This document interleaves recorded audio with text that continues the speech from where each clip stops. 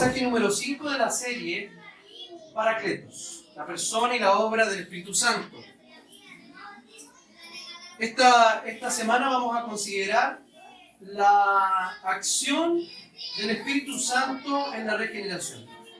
Eso quiere decir que nosotros hasta el día del domingo pasado pudimos ver la obra del Espíritu Santo, la persona del Espíritu Santo y la obra del Espíritu Santo en la vida de Cristo. Ahora vamos a considerar una parte, y de aquí en adelante, que es la obra subjetiva del Espíritu Santo. ¿Qué quiere decir eso? Que es la obra de aplicación de la obra de Cristo y de lo que Cristo ganó en la cruz a la vida del creyente. Nosotros la semana pasada pudimos considerar cómo el Espíritu Santo asistió a Cristo para morir por nosotros, para vivir la vida que vivió y también para aprender la obediencia, para hacer los milagros y todo lo que significó la acción del Espíritu Santo en la vida de Jesús y en su ministerio público. Cristo se entrega por nosotros. Ahora, lo que vamos a ver es cómo esa obra que Cristo gana en la cruz, que es una obra realmente objetiva, o sea, Él muere de verdad por nosotros, pero ahora vamos a ver cómo de manera subjetiva el Espíritu Santo en la historia de cada creyente aplica esta obra de redención. Y vamos a considerar hoy día la regeneración y el Espíritu Santo. Cómo el Espíritu Santo nos ha regenerado. Y entendemos esta palabra como un nuevo nacimiento, como una nueva vida, como volver a generar. ¿Ya? Eso es lo que entendemos por regeneración. Podríamos decir que es la primera parte o el puntapié inicial de todo lo que significa la salvación que está revelado en el Nuevo Testamento. Regeneración podríamos decir que es el primer paso, el primer acto instantáneo e inmediato, o sea, sin medios, que el Espíritu Santo de manera soberana, en un momento determinado de nuestra propia historia, cambia ese corazón de piedra por uno de carne. La figura, la metáfora que está allí, es que era un corazón insensible, incapaz de acercarse a Dios, ni siquiera consciente de sí mismo, es capaz de estar consciente de quién es y de la necesidad que tiene del Señor. Y los efectos de esto son permanentes. Esto quiere decir que nuestro corazón sigue vivo, ¿para qué? Para seguir reconociendo día tras día nuestra necesidad de Dios. Entonces hoy día va a ser un buen examen para ver si nosotros realmente hemos experimentado y hemos sido regenerados por el Señor. O simplemente llevamos una religión tradicional porque era de nuestros padres, o porque simplemente este espacio se ha transformado en un buen lugar social para compartir y tener amigos. O estamos con las incorrectas motivaciones, por miedo, por compromiso. Cada uno debe examinar siempre su vida espiritual. Vamos a entrar al tema de inmediato. Vamos a ver, lo he organizado de esta manera el sermón, y que son las partes evidentes que tiene este pasaje. La necesidad de la regeneración, o sea, ¿por qué necesitamos este inicio de vida, este reinicio de vida? La forma, o sea, ¿cómo realmente somos regenerados? Hemos sido regenerados y los resultados que tiene esto. ¿Acaso no cambia nada? ¿O algo pasa después en la vida de cada creyente? Vamos a considerar entonces la primera parte de la necesidad de la regeneración. Lo voy a invitar a que lea conmigo el primer... ¿Qué pasó? Ahí está. Dejémoslo ahí. En otro tiempo, también nosotros éramos necios y desobedientes. Estábamos descarriados y éramos esclavos de todo género de pasiones y placeres. Vivíamos en la malicia y en la envidia. éramos detestables y nos odiábamos unos a otros.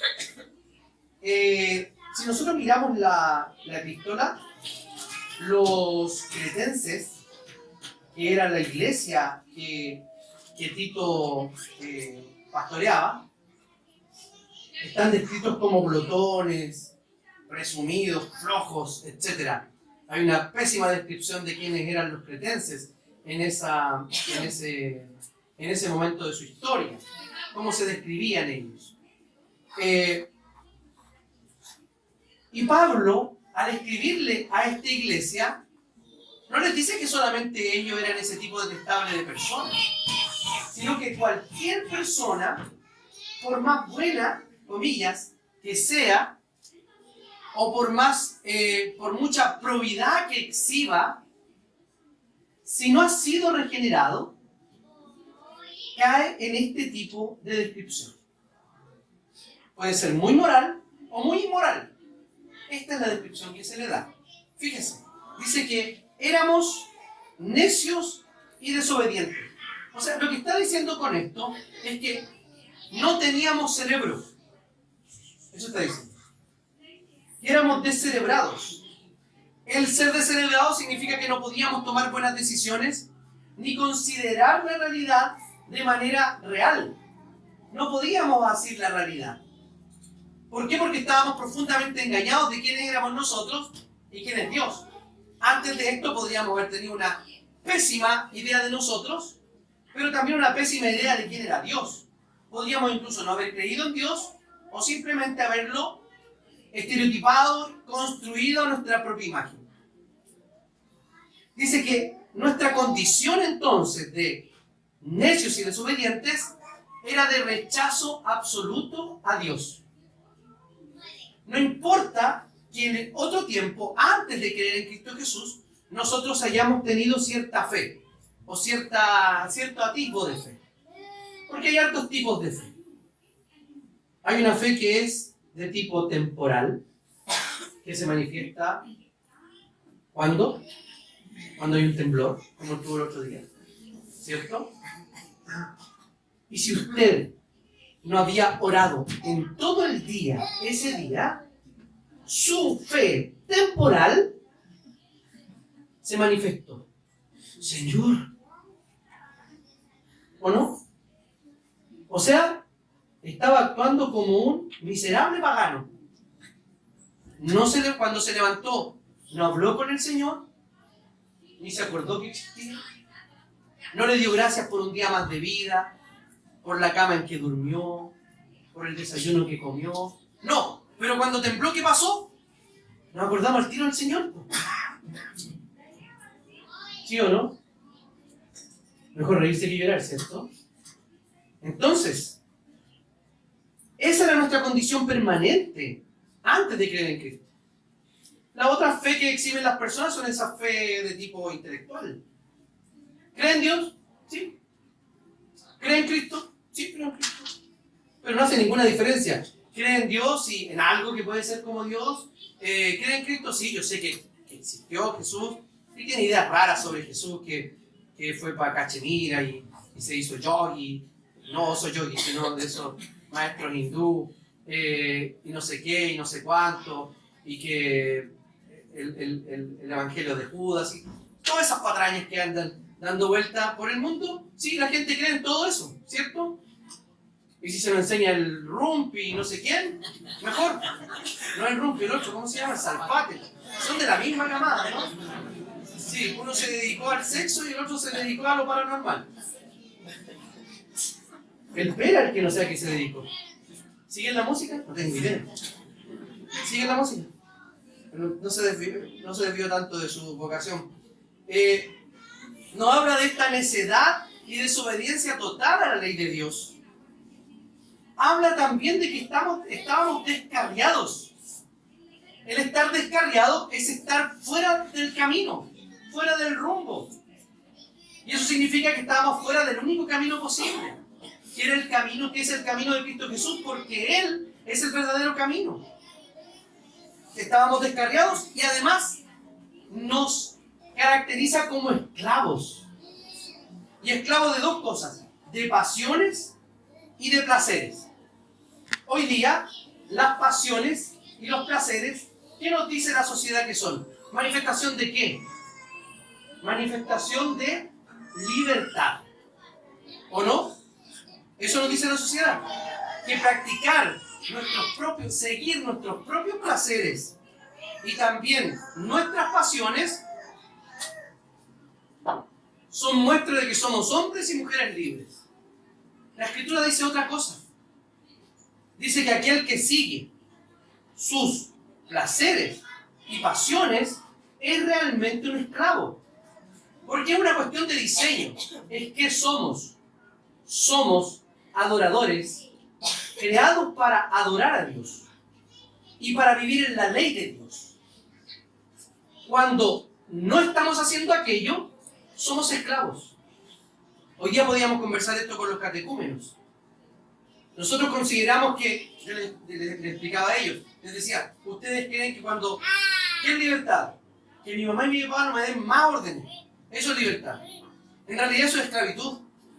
Porque una persona, tal como una sociedad que no tiene leyes, en realidad es una sociedad esclava. Es una sociedad caótica. Que no tiene un contrato social, cómo desarrollarse. O sea, cada cual puede hacer lo que quiere. Y eso es muestra de esclavitud y no de libertad. Eso éramos nosotros.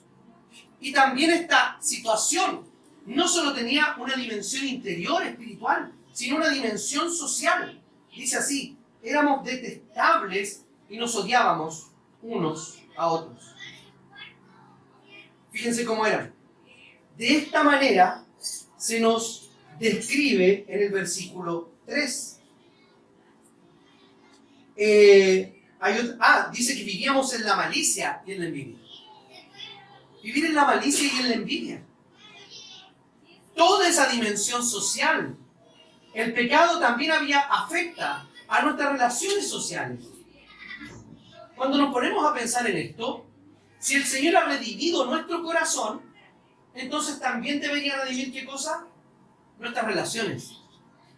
Y debemos preguntarnos si la regeneración ha alcanzado también aquí. O seguimos viviendo en la malicia y en la envidia al relacionarnos con otros, siendo detestables y odiándonos.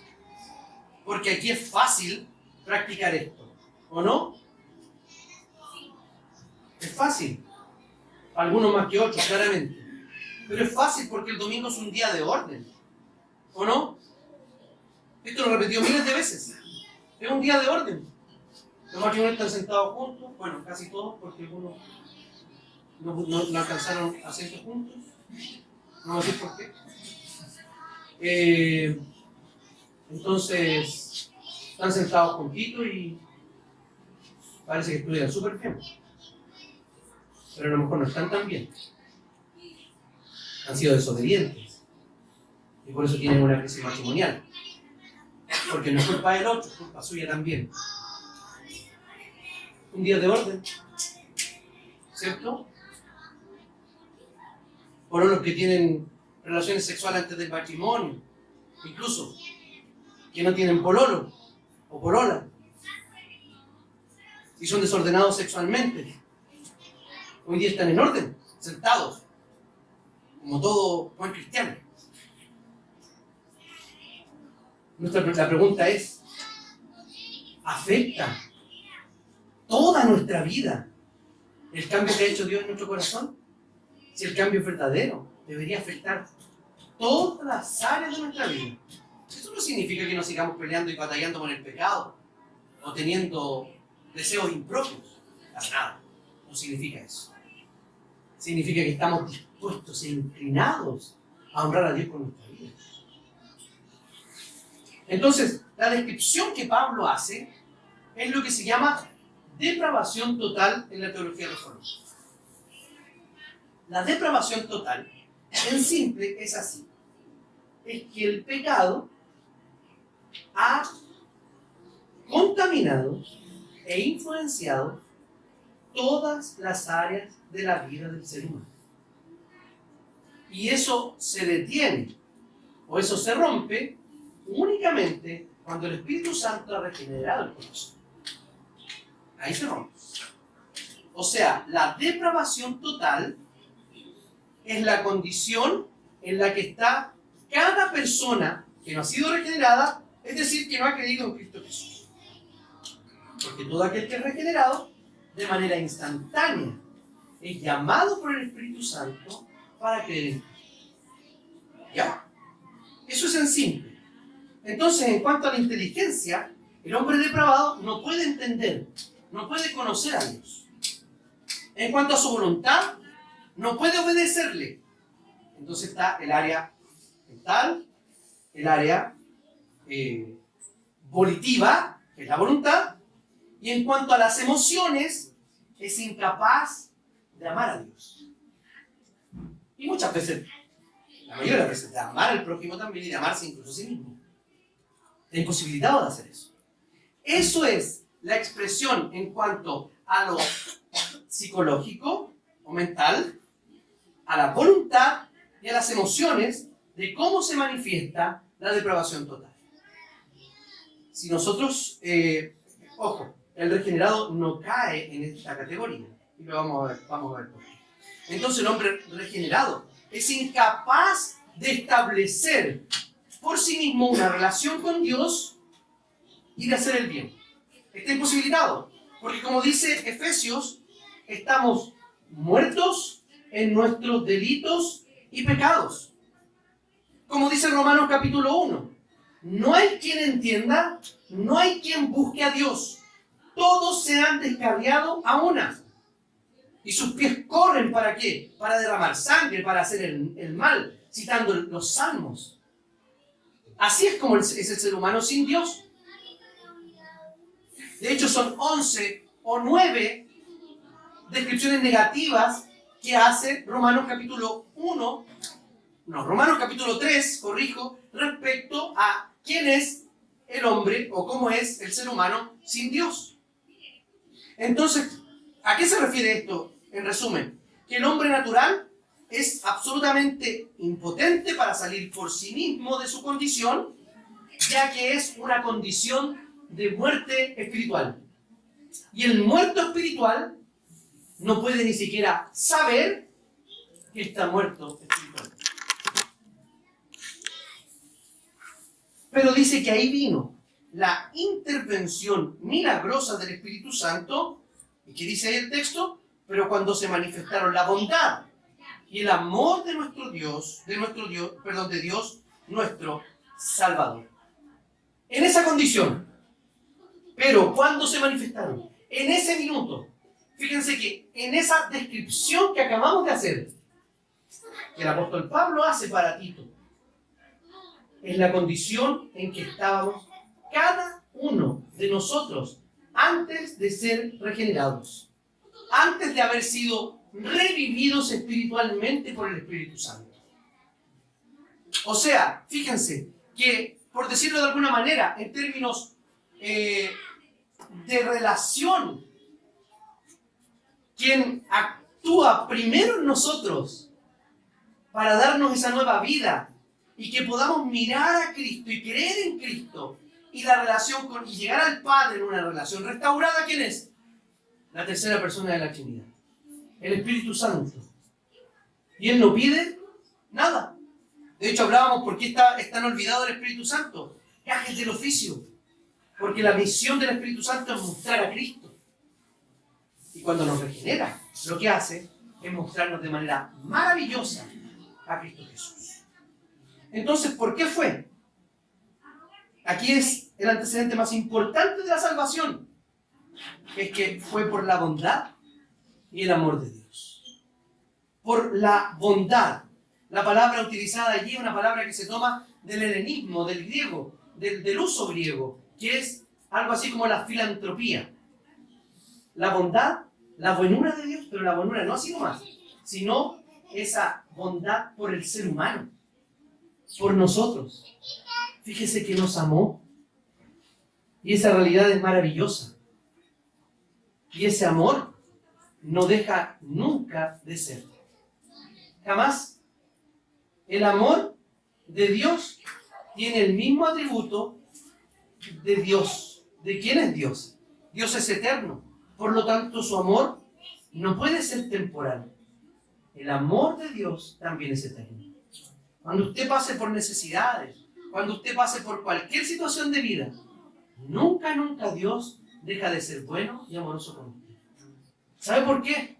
Porque Él ya lo demostró. No tiene que demostrarlo otra vez. ¿Nos hace pasar tiempo sin trabajo? Difícil, ¿no?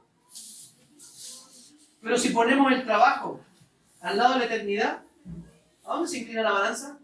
A la eternidad. O sea, aunque estemos sin pega, el Señor sigue siendo bueno y amoroso con nosotros.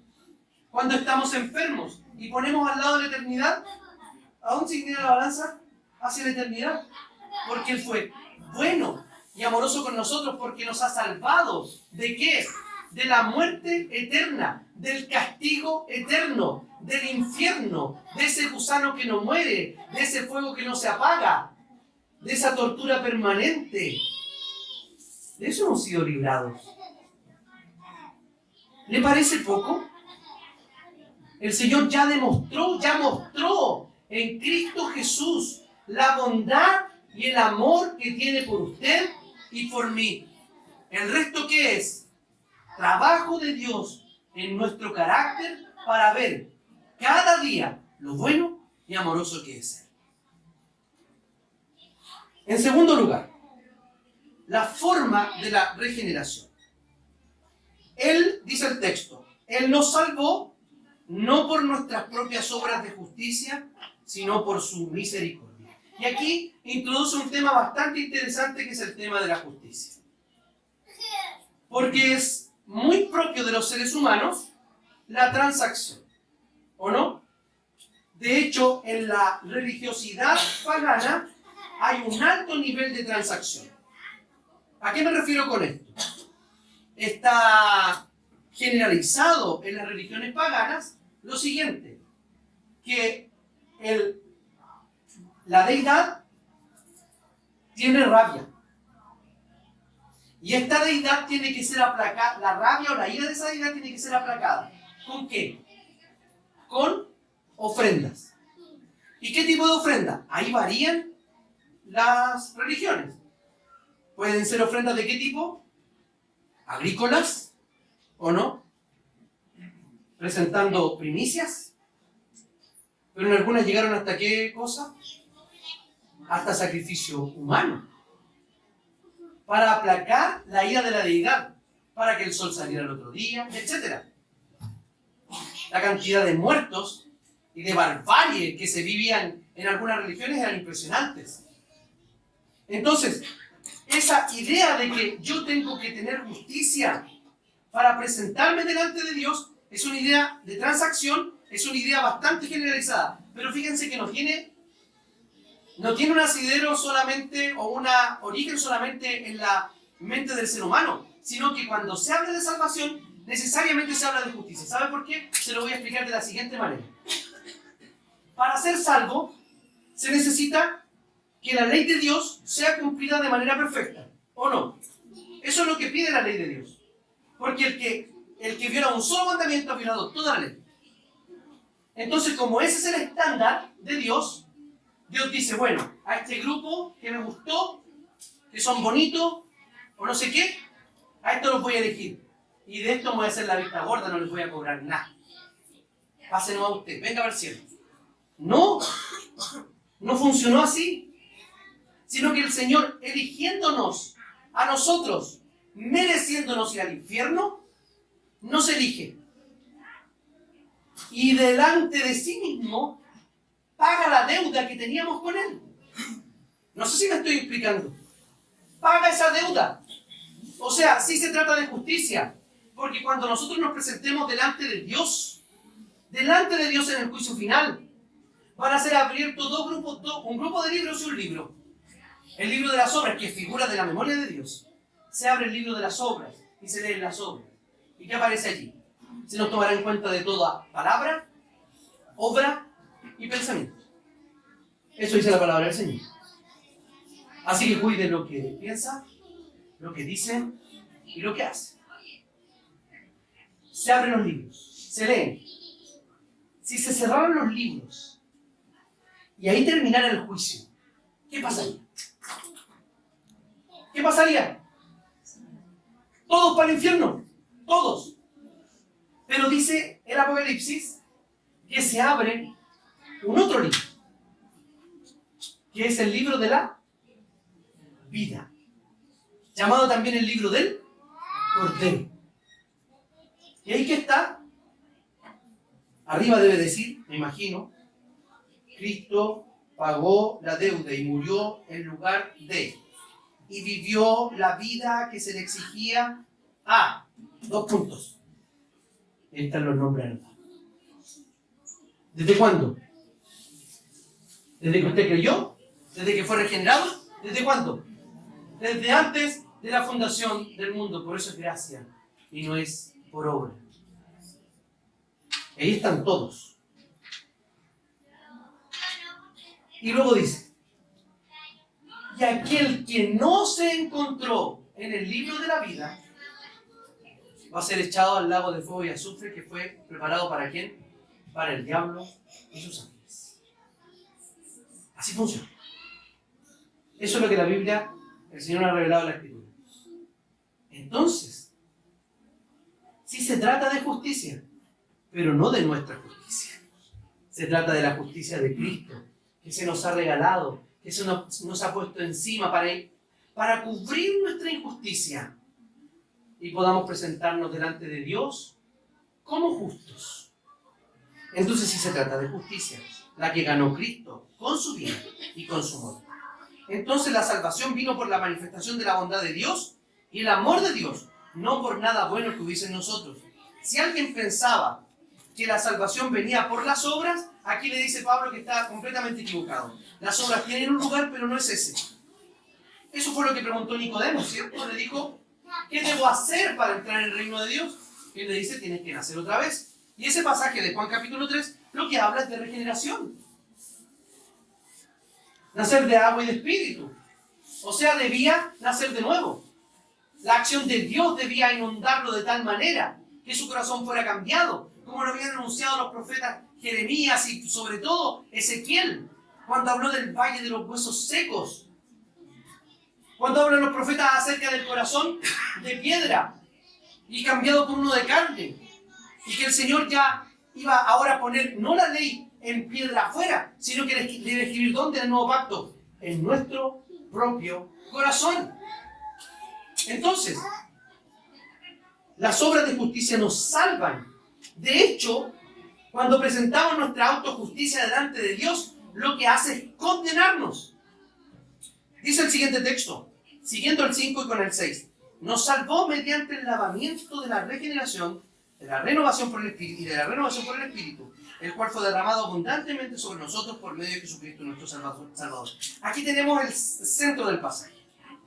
Totalmente el centro del pasaje cuando habla de la regeneración y renovación del Espíritu Santo. Son sinónimos. Es la misma acción regenerativa del Espíritu que hace sobre nosotros, sobre nuestro ser interior. Entonces, ¿la acción qué es? Es instantánea, porque dice que nos salvó mediante el lavamiento. Ahí está. Es una acción instantánea. No nos fue regenerando de a poquitito y después, ahora estoy completamente regenerado. No, es un acto instantáneo, como dije, e inmediato, sin medios. Porque simplemente el Señor viene y regenera. Cambia el corazón. Los campos están blancos. A lo mejor hay personas que andan en una búsqueda porque su corazón ha sido cambiado. ¿Y qué va a pasar? Les predicamos el Evangelio. ¿Y ellos qué hacen? Esto es exactamente lo que yo estaba necesitando. A veces es en el mismo momento en cuando la persona se le predica el Evangelio. Dios lo hace cuando quiere. Por eso, queridos hermanos, debemos estar atentos a esa obra del Señor, porque nos permite también poner exactamente dónde está nuestra responsabilidad. Y no es en cambiar corazones, sino en anunciar el Evangelio. Entonces, es una acción que ocurre en el interior, en el alma humana. Esa figura de lavamiento es muy regeneradora, muy reveladora, porque lo que hace que es borrar el pecado, inclinar o eliminar esa inclinación heredada desde Adán hacia lo malo y de pecar en contra de Dios, de rebelarnos en contra de Dios. Ahora nos inclina ¿a qué? A obedecer, es decir, a agradar a Dios, a vivir una vida santa. Por lo tanto, si usted no tiene absolutamente ningún acto de arrepentimiento y su vida está permanentemente inclinada a lo malo y no se arrepiente de lo malo que hace, haría muy bien en poner en tela de juicio si usted es un verdadero creyente. La palabra del Señor dice que hemos sido regenerados, renovados, lavados por el Espíritu. El Espíritu fue derramado en abundancia. ¿Por medio de quién? Dice que es por medio de Jesús. Y allí se cumple lo que el propio Juan el Bautista dijo. Yo los bautizo a ustedes con agua. Él los bautizará a ustedes ¿con qué? Con Espíritu Santo y fuego. Y luego sigue diciendo el pasaje que el Señor separa en el granero al trigo y luego quema la paja. Entonces, ojo, no es que el Espíritu Santo bautiza con Espíritu Santo y fuego. No. Vamos a hacer de cuenta que aquí la mitad de la congregación no es creyente. Entonces, ¿quién van a ser los cabritos y quién es la otra? A una parte, los bautizó ¿con quién? Con el Espíritu Santo. Y a la otra, con fuego. A unos salvó y a otros los va a bautizar también, pero no con el Espíritu Santo.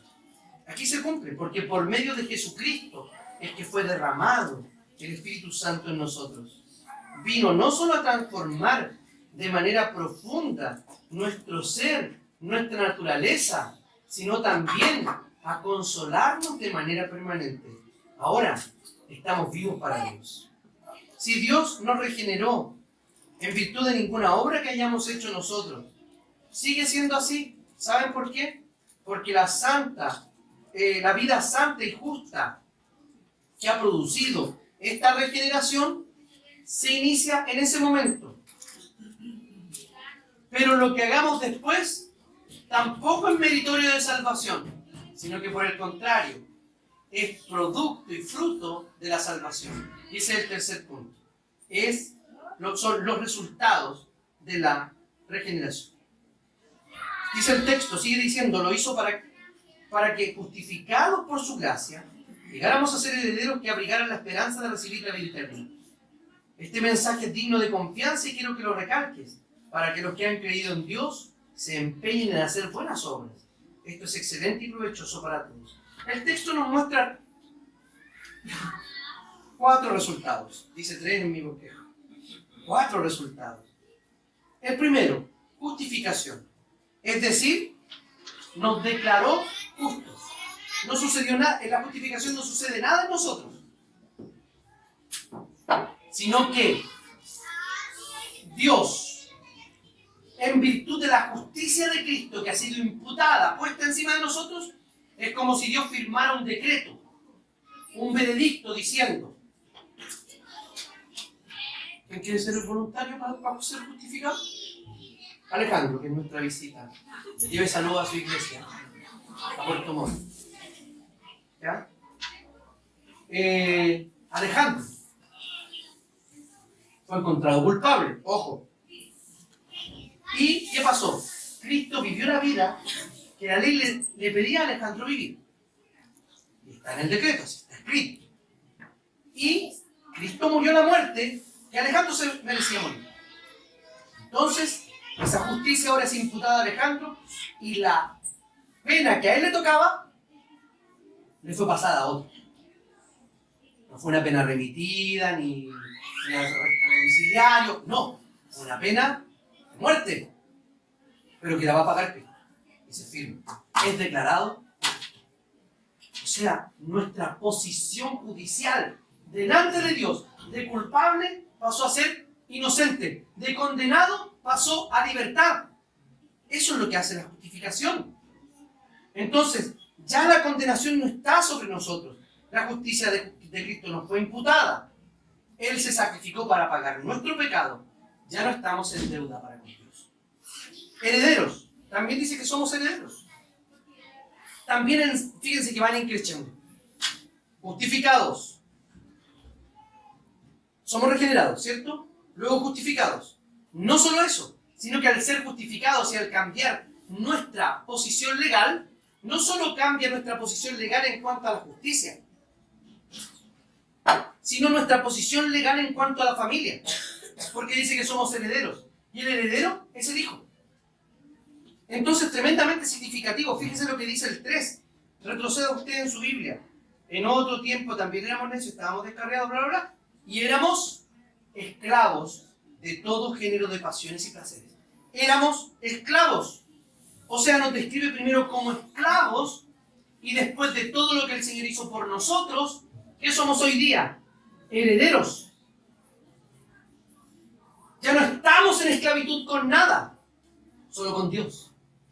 Ahora somos esclavos de Cristo, siervos del Señor. Entonces, ahora como hijos herederos, nuestra condición ha cambiado radicalmente. Ese es el cambio que el Señor ha hecho en usted y en mí. ¿Cuánta gratitud tiene que haber en nuestro corazón? Y no solo eso, sino también ser redimidas también y regeneradas nuestras relaciones sociales. Porque fíjese el que está al lado de usted. Mírelo. Y al otro también. Él pasó exactamente lo mismo que usted. Era tan miserable como usted. No tenía nadie al lado de mí. Era tan miserable.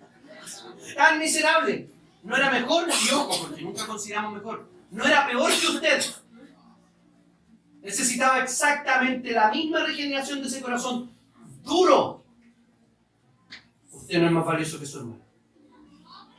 Se ha pagado por usted exactamente el mismo precio.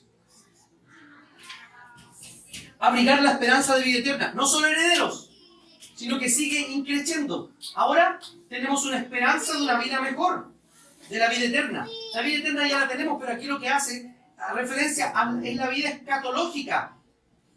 Al haber sido regenerados, fuimos justificados. Nos llevó a ser herederos. Y esos herederos tienen una esperanza.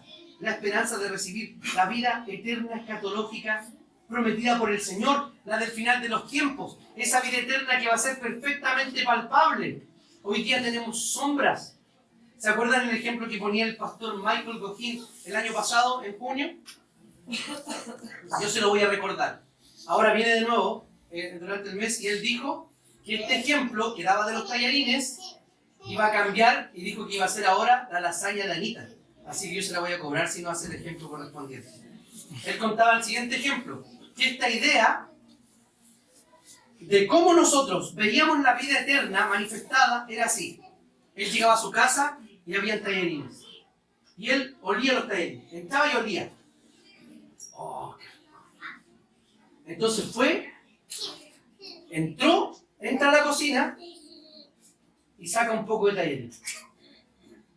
La pregunta era, ¿cenó? ¿Cenó o no? Pero si comió tallarines. Probó. No cenó.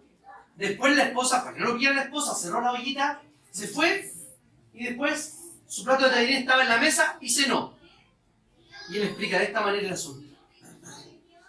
Los santos del Antiguo Testamento entraron a la casa. ¿Y qué sintieron? El olor. Que no era un olor que provenía de otra parte, sino ¿de qué?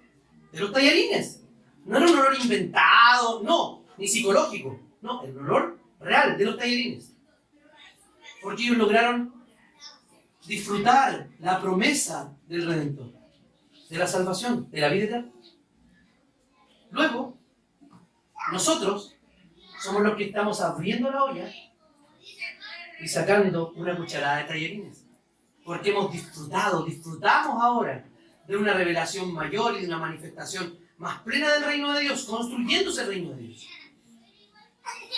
Pero ¿qué es lo que no estamos haciendo? Sentados a la mesa. Y ese va a ser el estado eterno cuando vivamos para siempre con el Señor. Pero el olor que sintieron los antiguos y la degustación que estamos teniendo nosotros no son irreales, sino que son un anuncio de la maravilla que el Señor está preparando para nosotros para vivir eternamente con Él. Esa es la esperanza que abrigamos. Y ahora, fíjense que les dijo antes, ¿qué les dijo? En el 5, les dijo que no habían sido, Él no nos ha salvado por nuestras propias obras de justicia, sino por su misericordia. Les dijo que no a las obras, ¿sí o no? Eso es lo que dijo. Fue claro en decir que las obras nos salvan. Sin embargo, no las eliminó de la ecuación. ¿Qué hizo? Las cambió de lugar. Porque en cuanto a las obras en la salvación, los factores, el orden de los factores, sí altera el producto. Sí lo altera. Las obras tienen un lugar en la salvación, pero no previo, sino posterior, como lo dice aquí el apóstol Pablo. No las descarta, sino que son descritas como algo excelente y provechoso.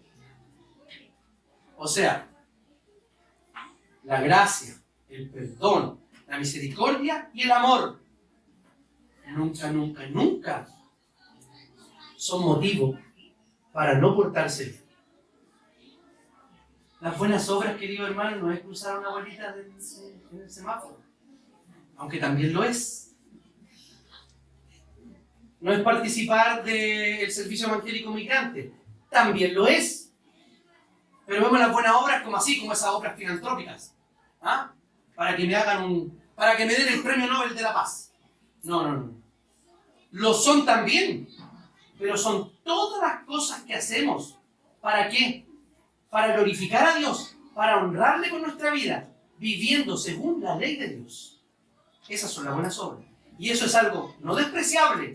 No que, es que yo no soy un moralista, es que yo no soy un fariseo. No. El que se hace el loco con las buenas obras no es fariseo, es verdad. ¿Saben lo que es? Un libertino. Un abusador de la gracia. Eso es. No un hombre libre, o una mujer libre en Cristo. No. Es un libertino. Las obras sí tienen que ser hechas por los seres humanos. Nosotros, regenerados. La regeneración tiene efectos en lo más profundo de nuestro ser. Nuestro corazón ha cambiado. Nuestros afectos han sido transformados. Nuestra inclinación más básica ha sido transformada. Por lo tanto, ya no debemos hablar, es que yo soy depravado totalmente. ¿Qué pasó con la obra de Cristo? Con la aplicación de la redención y de la regeneración. Eso es puro pretexto para seguir pegando. Eso es, ¿o no? No es que yo no me la puedo, eso es súper fácil. Diga la segunda parte, yo no me la puedo, pero el Señor, la gracia de Dios en mí, claro que lo puedo hacer. Si no, sería una burla la que nos está haciendo el Señor. Vivan santamente. Pero no pueden. No. Vivan santamente porque pueden hacerlo. Su corazón ha sido cambiado, su inclinación más básica ha sido cambiada. Está el Espíritu Santo, la obra del Espíritu Santo permanente en la vida, la consolación del Espíritu, la palabra de Dios, la comunidad, la oración, la Santa Cena, y suma y sigue. Además, la salvación o la regeneración la acompañan innumerables bendiciones. Como dijimos, justificación, herencia, esperanza, buenas obras. Esto no es suficiente para acercarse a Dios. Si nuestra inclinación caída ha sido cambiada, entonces nuestra inclinación debería ser otra. ¿Y sabe cuál debería ser esa inclinación? Una inclinación real, de verdad. Inclinarnos ¿a qué? A tener comunión con Dios, en oración, en ayuno, en disciplinas espirituales, en lectura de la palabra de Dios, en retirarnos para meditar en la palabra del Señor, en ser agradecidos. Ahí se ve realmente quién es un verdadero regenerado. Porque los corazones de piedra y de carne no se pueden ver. ¿Saben cómo se ven? Tal como se evalúa un árbol. ¿Cómo se evalúa un árbol? ¿Cómo se sabe qué tipo de árbol es? Por su fruto. Por sus frutos los conoceréis. De buenos frutos. El verdadero regenerado da verdaderos frutos. Y en conclusión, el Espíritu ha sido quien aplicó de manera efectiva la obra de Cristo en nosotros. No podíamos hacer nada para cambiar nuestra condición. Éramos impotentes, directo al infierno. Sin embargo, Dios nos regeneró, el Espíritu Santo nos regeneró, nos cambió el corazón milagrosamente. Entonces vivamos como según esa nueva creación, como nuevas criaturas. No solo eso, nos justificó. Entonces vivamos justamente. Nos hizo herederos. Entonces vivamos sin deseos ansiosos, porque somos herederos de todo el universo con Cristo. Y nos dio una esperanza. Entonces, si no tiene esperanza, recurra a esa esperanza en Cristo Jesús. No vivamos desesperanzados. Así es como vive un verdadero regenerado. La necesidad, ¿cuál era? Estábamos muertos. La forma, el Espíritu Santo nos revivió. Y los resultados, básicamente, ¿cuáles son? Una vida que honra al Señor.